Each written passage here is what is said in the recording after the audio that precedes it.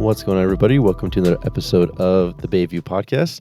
I'm one of your hosts, Andrew, joined by the whole team today. Yeah. Chris and Richie. We're all back. Full strength. Full strength. It's been a couple weeks, right? Like I was Feels gone like last it. week. Yeah, I was Richie was gone a week. Yeah.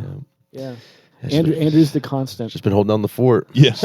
That's why you get to do the intro every time because Yeah. you're the steady one. You're the only one who shows up every week. Thanks, guys. Thanks, guys. We're calling in like I'm out. Old faithful. Yeah. Old faithful. But yeah, we're back, and I think this will be a fun episode. We'll talk about, I think maybe a question. Chris, you can kind of lead us down this way, or maybe hand it to Richie. But Yeah. so I was going to pose just in our 2 Timothy series that we've been going through. Yeah. Richie just did a dynamic job bringing the message Sunday. If you missed it, go to our website and rewatch it, or go to our YouTube channel. But early on in your message, you posed a question that I thought set the tone for everything. And it's not. It was. I wouldn't say it's a new question, but I think it's an important question. Mm-hmm. And I think there's so many opportunities for us to kind of dive in and kind of explore what is the real answer behind some of it, or what are the answers. So Sure. Give us that question that you started off with a little bit. Yeah, well, just as we're talking about endurance, something that kind of came up in 2 Timothy 2, just as I was kind of like working through it, is do I believe, or do I have faith that God has my best interest at heart? Mm-hmm. And we just kind of invited everybody on Sunday morning to just pass the rest of our time in 2 Timothy through that lens. Yeah. Because I think sometimes there are questions we need to answer first that will then make or break something that God's trying to teach us, mm-hmm. like a faith question, like a foundational question almost. Yeah, so really just something that I felt God saying, hey, you need to answer this before you can teach this, is do you believe that I have your best interest at heart? Yeah. All right, so before we even answer that, what would be some of the misworded ways that people may misunderstand that question? What are the questions maybe that are asking that are not the right questions? I think for me, the reason why I kind of came to that question is because I felt like God was saying, I'm not asking you to address the activities of your life. Mm-hmm. I'm asking you to address the mindsets and heart conditions of your life. Mm-hmm. The activities will flow out of that place, like if that's the right place. And so like I was asking myself questions of like, what do I need to do this week to endure, like a soldier, like an athlete, like a farmer? Mm-hmm. And God's like, that's not what I'm saying to you. That's not what Paul was saying to you either. Good.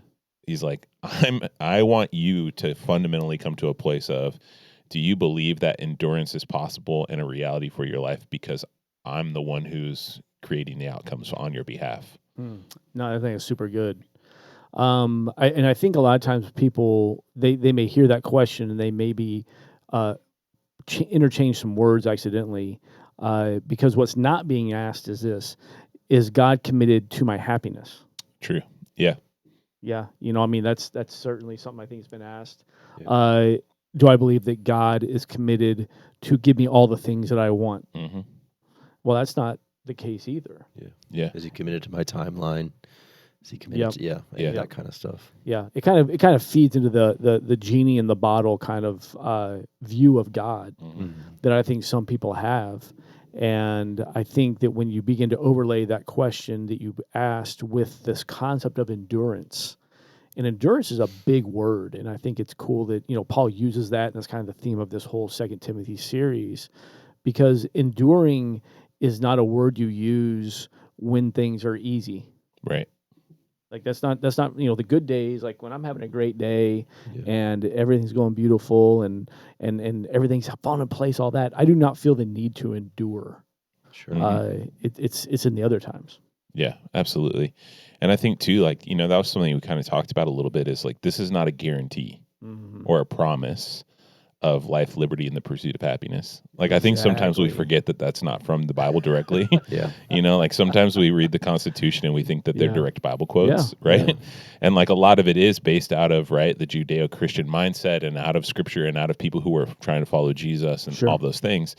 But there are things in there also that aren't directly from Scripture, like life, liberty, and the pursuit of happiness. Yeah. And I think just simply looking at the life of Paul and even the things that Timothy was going through, it becomes very apparent that there is not a guarantee that things are just going to work out like a fairy tale. Like Paul's writing from jail.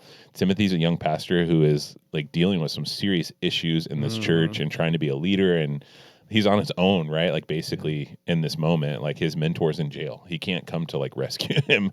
And so, it's like setting up this idea of like God's interest for you and his best interest for you is for you to become the person he wants you to be, not for you to have it easy, not for you to like be spoiled, basically. Yeah.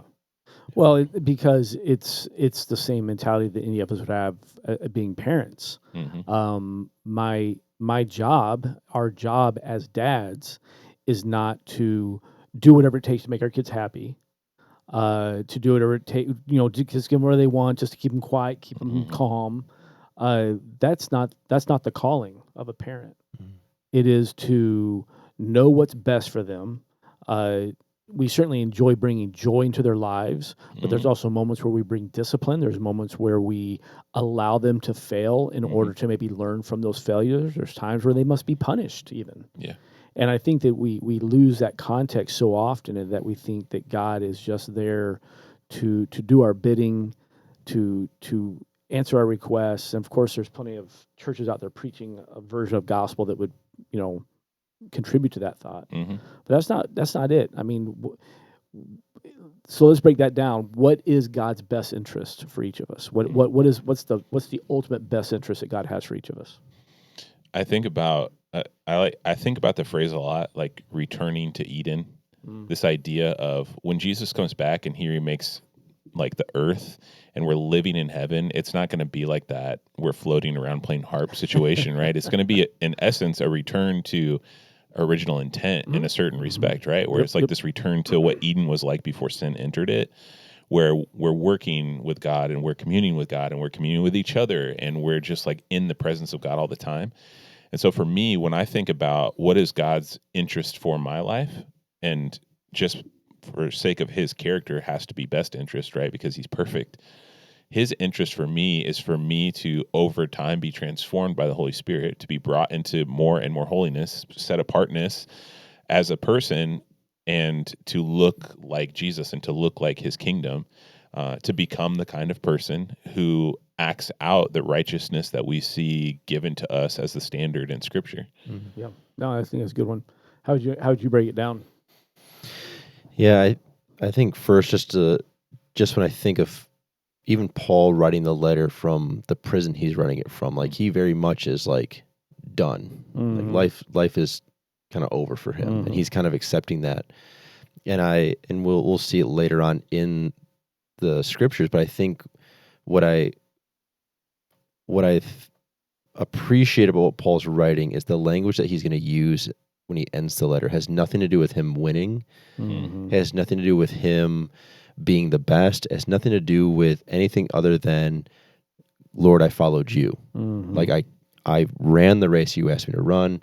I fought the fight you asked me to fight, and I kept the faith through and through. And so it's like when I think of those things, and I think the calling we're talking about, I think that's it. Of like, am I okay with what God has for me today, and am I doing my best, whatever that means in the human space? Am I doing my best to follow those things, knowing that his will is best? And so I think that to me is the ultimate call. Is like, what is faithfulness? Like, which I think is another way to say righteousness, but that faithfulness of like, am I remaining true to what he's asked of me? Yeah, I think that's important what you said there. You both referred to it. I mean, he's writing this from prison. He's writing this from the worst prison experience he's had, where he knows. I mean, everything points to the thought that he knows this is the end. He knows this is his final stretch, and he's talking about finishing the race. He's talking about those terms, but what he's not talking about is this. Nowhere in there do we see him say, God, okay, so bring me vindication before my accusers. Yeah. Prove my innocence. Give me earthly justice. Yeah. Punish my enemies. Get me out of here. Let me close out my life on the Italian coastline. There's none of that in there, because that's not in his scope of what this race is about. And we're going to go down this path a little bit, because we've all been through some very deep valleys in our own personal lives. And and in those moments, we have the choice to embrace that question and answer it positively, or have it maybe even shine a spotlight on the shallowness of my faith, maybe, or my intent with God, maybe. Because ultimately, this is about a walk where through this, as you were saying, Richie, I learn to live and walk as Jesus did. I go closer in my relationship with Him. My faith grows. My reliance on God continues to deepen every day, to the point to where we have this "it is well with my soul" existence. Yeah. And I think that that's where God is pushing us. The ultimate goal is that we're back in this perfect union and intimacy with Him. So I love that you brought up Eden, and I think that I always view it as the bookends of the story. The story started with paradise, sinless existence, perfect intimacy with God. Yeah. Honestly, probably a happiness and contentment that we have no concept of understanding. Yeah. Because none of us have ever experienced a life that was completely void of stress, worry, sadness, anxiety, pain. I mean, go down the list. I mean, even on our best of days, those were still part of our humanness. And so that's how it started. Now we've got all this middle story, which I know is like thousands of years, but in the scope of eternity, not that big. It ends with God returning it back to His original intent. His original intent for all of my people who hear my invitation to come back and experience what it was meant to be the entire time. Yeah. And so when I begin to think through that filter, I realize I've viewed it this way in my life, that whether I go through a valley that is just the tragedies of life, or a valley that I am the author of, which some of my deepest valleys, my signature's on them, right? Yeah. I created those valleys. Sure. Like, it wasn't unfair treatment. It wasn't other people's faults. Chris Emery did that. Like, I really made a mess. Yeah. It's in those valleys that I can choose to find this deep reliance on Him, and be exposed to the depth of His promises, or I can become bitter and angry and accusatory towards God of, you're not keeping up your end of the bargain. Yeah. Yeah. I mean, I think, just as I was preparing for the message, several times in my life came to mind. Yeah. About, like, those were things that I had to get to the other side of. And I think, one that really came to mind for me is in 2012, our son was born. He's 13 now. And man, when I look back on 2012 and see us today as a family, it's like, what a radically different group of people we are now than we were then. But, in 2012, I really started to grapple with this idea of, could I ever be a good father?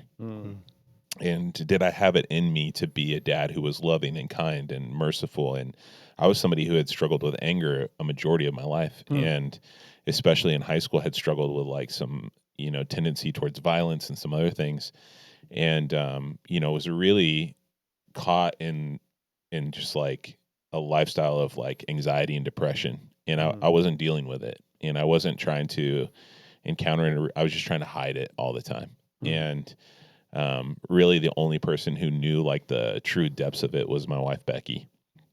And in 2012, that's when I really started to come to this place, as we were having a kid and just starting to feel overwhelmed by all of these worries of, like, is our child going to be fine when he's born? And is he going to survive? And what if we make a mistake? Or just, like, so many crazy thoughts that were just spiraling out of control. And I just started to think, like, then he's born and we bring him home and it's like, we're not sleeping. And I just fell into this cycle of, like, sleeping 2 or 3 hours a night for like months on end, and came to a place where it was like, they'd be better off without me, and seriously began to consider taking my own life. And I spent 2 years in that. Wow. And a big part of that for me was God was inviting me into some things and calling me into some things that I was saying, I don't want to hear that. One of those things was being real with people about what was going on in my heart and mind. which I eventually did. I got in a small group with a group of dudes. It was like the roughest group of dudes ever. They like had all been in prison. I was the only one who hadn't been to jail or prison in the group. And these were like tough dudes, but they had found Jesus later in life and so sincerely committed to following him and to letting go of their past too, right? Yeah. And them speaking to me and them, the Holy Spirit honestly just prompting them to be like, hey, we know there's something going on with you. When are you just going to tell us? Wow. And, for me to be honest in that moment, that was something that Jesus was calling me to endure, that humility, and to step into that humility as part of my process of overcoming the things that were plaguing me in my life. And the other thing was too, for a while, he had been telling me that he had something for us in Michigan. And I really didn't want to hear that at all. And so we actually made a pit stop on the way here because I was really struggling through that still, even though we decided to leave Los Angeles in 2014. It was like we made a pit stop in South Carolina where my parents and my brother lived first before we came up here. But I will say this, a big part of that moment also was the endurance of believing that there was something beyond what I had known. There was something beyond what I had, the experience that I had developed in my life, and the comfort of feeling like I know how to do this. In this context, in this setting, I feel in control because I could show up every Sunday morning for the rest of my life and know exactly how it's going to go. And outside of that felt really scary to me and felt like, well, God, this anxiety and depression, giving up control is not going to help that. And really just fighting with God about that and him being like, no, you've got it backwards. If you would give up the control to me, then this would, I could deal with this on your behalf. I want to deal with this on your behalf, but you have to give up control. And I'll never forget it because in 2014, we owned a Prius at the time. It was the only car we had. Becky was driving like an hour and one way to work, but she had flown to see her parents with Emmett. He was 2. And me and my friend Ed, we got in the Prius and we were driving away from my childhood home in 2014, leaving Los Angeles for good. And the second I started that car, it was just like this wave of peace came over me. And it was this distinct moment where I just felt like the Lord was saying to me, like, keep giving up control and see what will happen. And from that moment on, the depression and anxiety hasn't completely left me. There are still days and moments where I'm like really struggling, but I've never felt suicidal again. I've never come to that place again. Yeah. And it was, I think, in large part because the Lord was asking me to endure this season so I could learn the lessons of faith that he needs to be the one who's in the driver's seat. And that if he's the one in the driver's seat and I let go of control, then these things that I think come from my sin nature, right? Like my mental health issues were coming from my sin nature. Those things can take a back seat to the realities that he's like bringing me into in my life. Dude, that's so good. How many, this is kind of an open-ended question, but as you're telling that story, I'm thinking through of how many opportunities are there for us to experience the depth of God's promises and faithfulness, but they're waiting on the other side of like this wall that we have got to step through. We have to endure through. Yeah. And I envision pushing that button on the Prius, and I'm sad you owned a Prius, but pushing that button on the Prius, it's almost like that's that symbolic moment of like, all right, and I think so many Christians, that's the problem, is that we get to these walls and we expect all of the promises and fulfillment to happen on this side of it. And what's waiting is the true depth of who God is. And there's more than one wall in life, right? I mean, sadly, there's wall after wall. But I just watch so many people, I think they get roadblocked at these moments where like, no, God was supposed to already do this. God said this. And we hold him accountable at a place where he's like, I'm not going to let you down, but I'm waiting for you on the other side of this. And that's that endurance push that I think we all have to push through at some point. So I does that make sense? Yeah.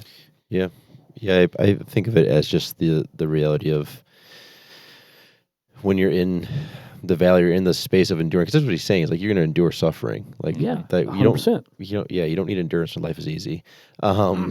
So enduring the suffering or enduring this, which is really just life, it is the pressure cooker, the fire, whatever you want to call it, the heating that is.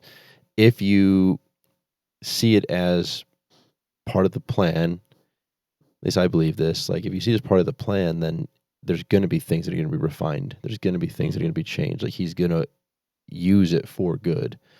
I think that's where that language comes from of like, and if no weapons formed against me, all this kind of stuff that we always like to quote from the scriptures, like reality is then if you lean into that, then yeah, these moments are going to be hard. They're going to be weird. They're going to be different, but it's potentially preparing you for more or removing the things you've been holding on to. It's like, I always think of the stuff with my dad and whatnot, and just walking through all that was just like, I had a deep reliance where it's like, even now I'm realizing more and more, like, I still had a lot of my faith was tied up to like what he was doing. Like, you know what I mean? Just like the little refining moments of just like, okay, God, what are you doing?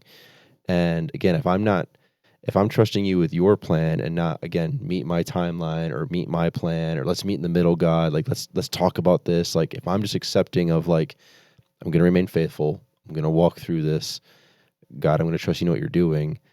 There is so much good on the other side. And guess what? There's going to be another wall coming, but as you said, but it's like that idea of like, nope, just keep taking the steps forward. Yeah.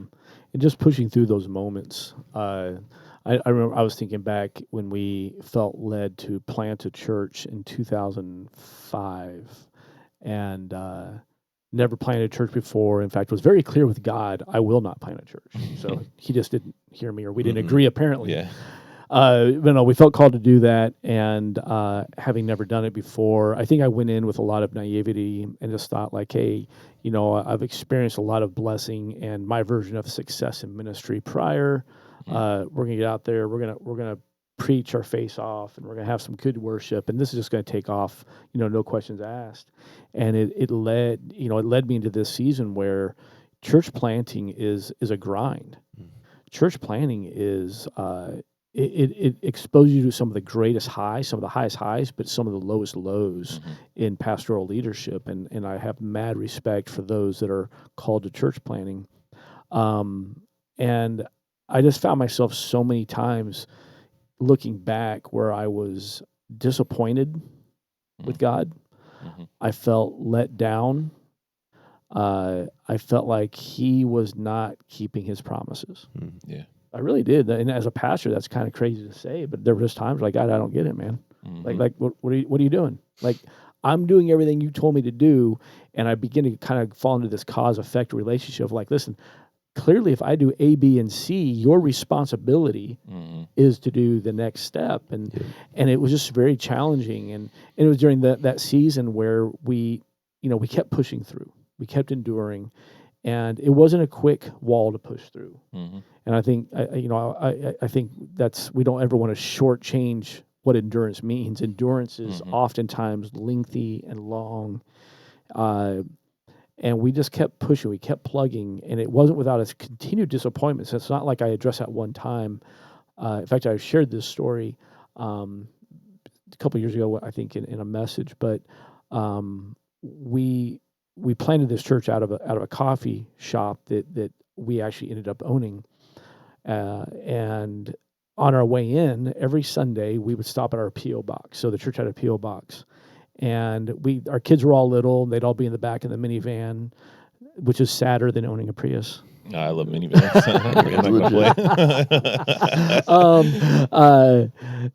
But here's what we would do. We would stop at this P.O. box. And money was tight in those first few years. I mean, there were weeks where we just wouldn't get paid. And we always had this thing, like we'd be like, all right, God's going to come through. God's going to come through, right? And we actually begin this Sunday weekly tradition with the kids, like, all right, what kind of check do we think God's put in this P.O. box? What kind of donations come in, and the kids would guess, like, there's $1,000, there's, $100, they were little, there's $1 million. And it was just kind of that thing. And it wasn't us being fake. It was just saying, no, we believe that God is going to provide. We know he will. I was just putting him in a P.O. box. We did this for 4 years straight, every Sunday. I can tell you, looking back, that for 4 years straight, every single Sunday, there was never a single check in that P.O. box. Not even for $10. It wasn't like we were let down. Oh, it's only $100. There just was never a check in that PO box, Wow. And I think those moments I was like, and again, I kept putting this expectation on God, like, God, do this for my kids. Like those are the words I'd use. Like, give them their face, show them who you are. This is gonna be great as a family. That was all smoke and mirrors, and God sees our smoke and mirrors, right? He's like, no, Chris, this is for you, man. This is for you.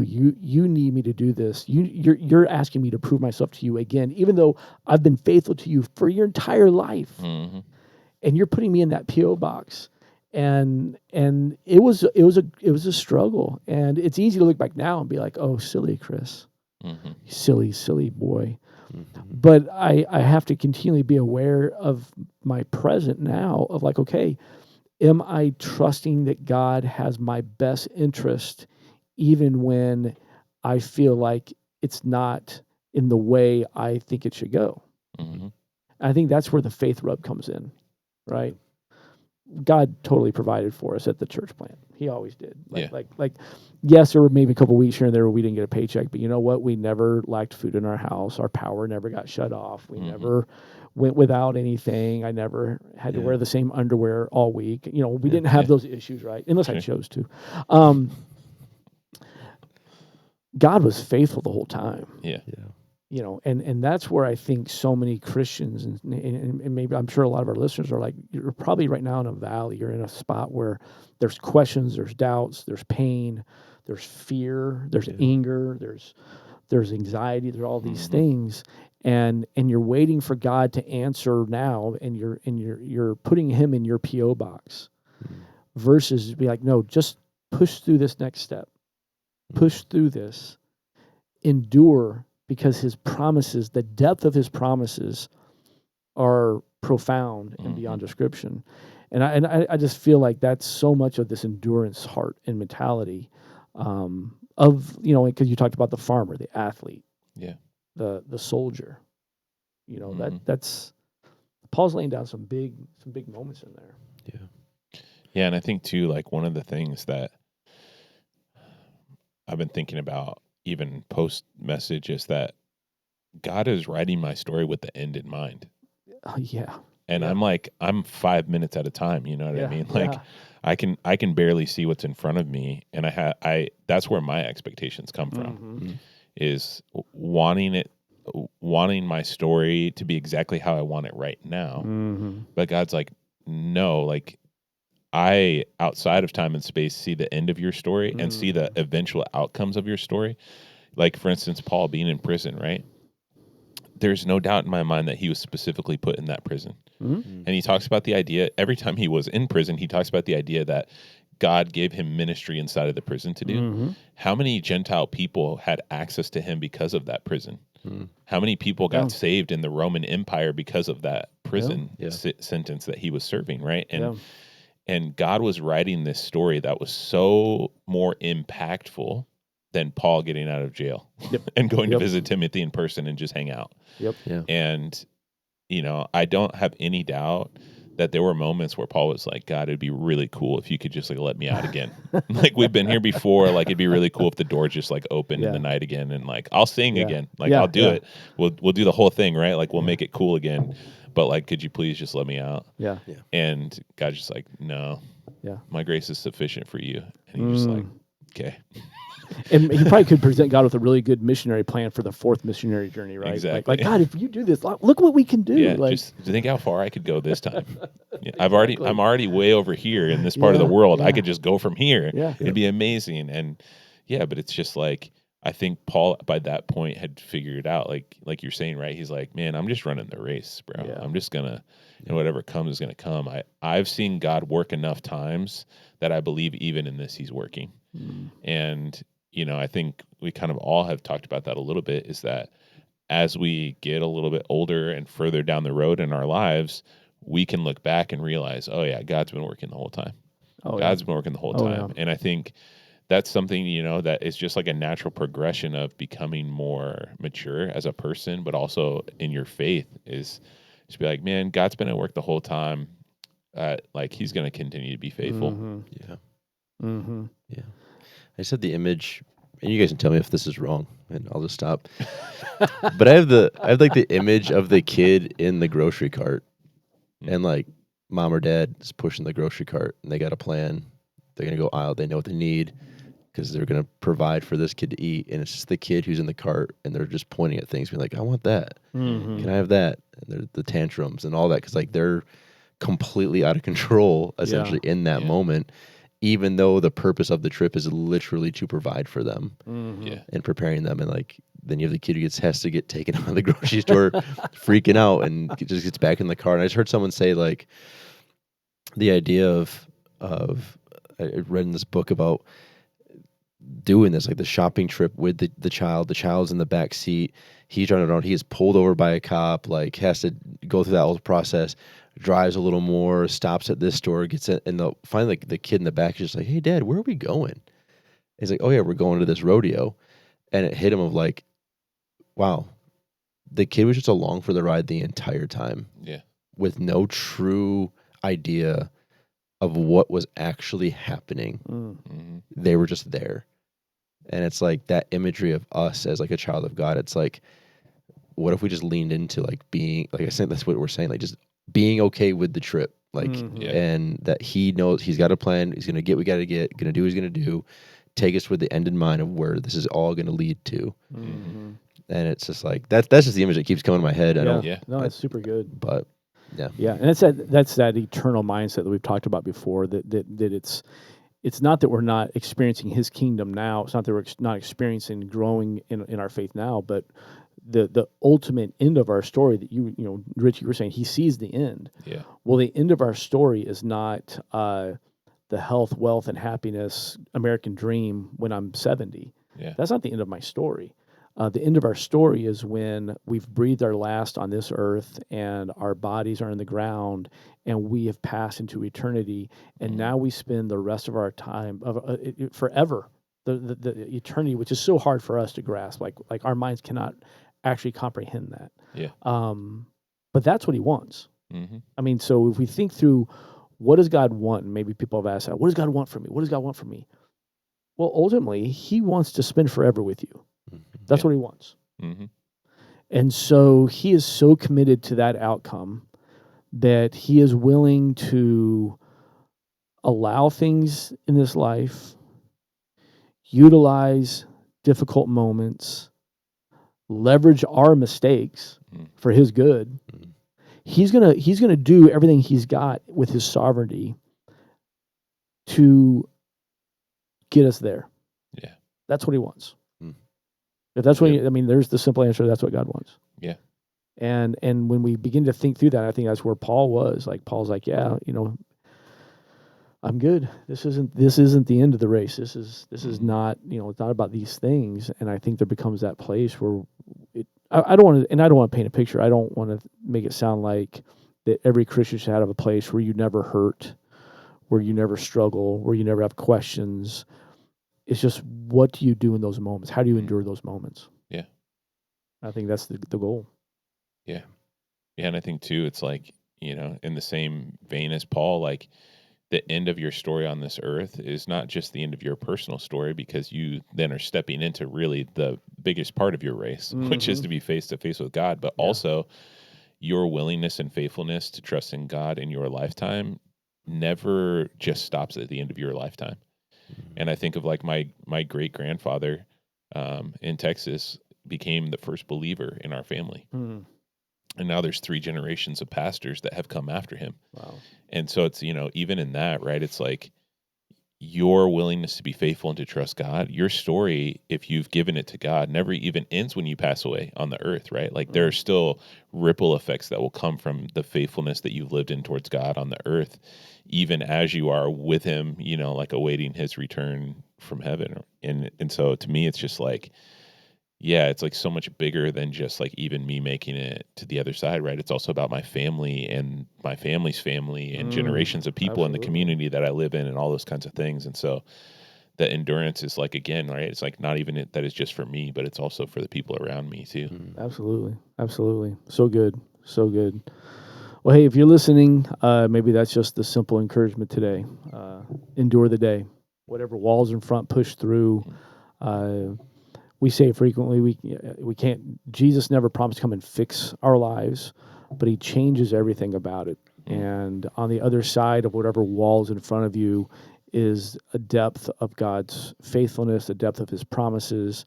I believe that there's a depth of His joy and peace He promises that He reserves for the worst moments of our life. Yeah.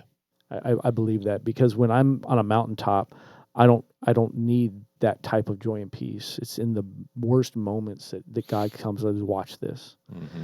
And so we would encourage you to do that. We're here for you too. I feel like we can never say that enough. You're always welcome to email us, contact us through our social media. Give us a phone call. Call the church number, whatever. But we want to help you endure. We want to endure with you as well. Yeah. So awesome. Thanks for being with us today. If you haven't done so, hit like, subscribe, whatever platform you're listening on. That way you always get every episode. We're here each and every week. And so till next week, it's Andrew, Richie, Chris. We're out of here, and we'll see you next time around.